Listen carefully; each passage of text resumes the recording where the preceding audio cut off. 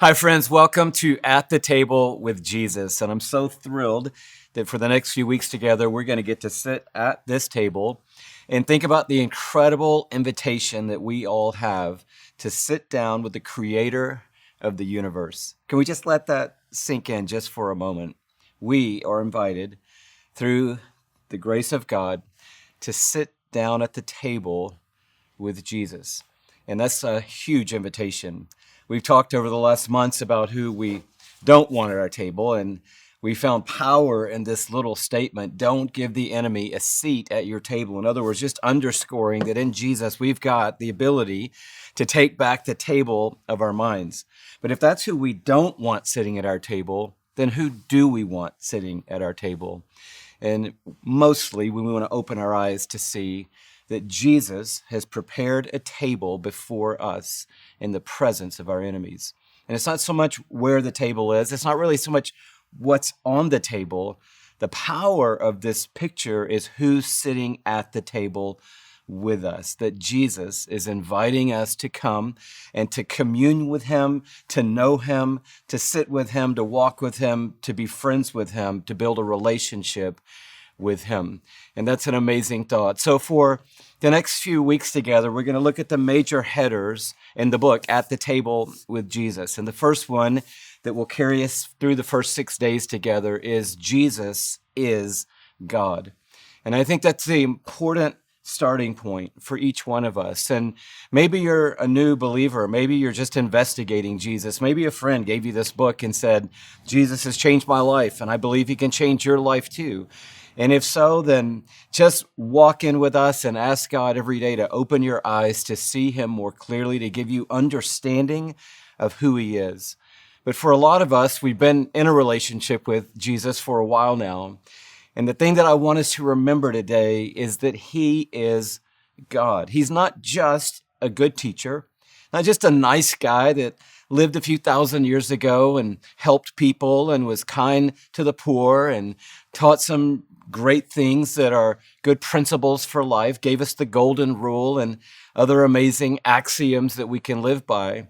It's not just that Jesus was a good teacher, a moral philosopher, a good leader. Jesus is God. Full stop. That means that he is the originator of everything, the creator of everything that exists. And I'm not the one who's announcing that he's God. He did that. I was remembering that in John's gospel, Jesus is telling the Jewish followers who he is. And he says it in the most profound way possible. He says, before Abraham was, I am. And he used the capital I am. The I am that would be synonymous with God, with Yahweh. And he says, before Abraham even lived, the father of the faith, I am. In other words, I predated Abraham and everything else that is. And then many places through Scripture, we see that Jesus is the agent of the Trinity that actually created the universe.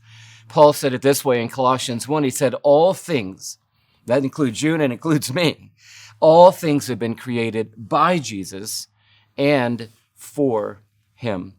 And so when we come to the table today, we come with awe and with reverence and with a sense of wonder, like, how am I a created one? How am I one of, 7.5 billion people on planet Earth today?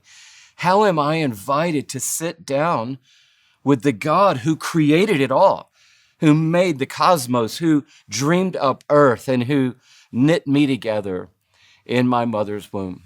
The one who isn't just a nice guy, so I don't just roll up today and say, hey, Jesus, so good to see you today. Awesome to get to hang out again. I come with a sense of wonder. How am I here? I am a rebel. I am tiny. My life is a breath, but yet I've been invited to the table with God. Jesus is inviting you to come and sit with him in a posture of reverence and awe, but to know this, that the same God who made it all and has existed for all time, that same God made you. So he knows everything about you. He understands you more than you understand yourself. He knows what you need before you know what you need. He knows your strengths and your weaknesses. He knows your highs and lows. He knows everything hidden in the deepest part of your heart. And he still says, I love you and I want you to come and sit with me. So for these next few days, let's come with reverence. Let's come with awe. Let's come with an appreciation of the grace of God that allows us to come and actually know him at the table with Jesus, the Jesus that is God.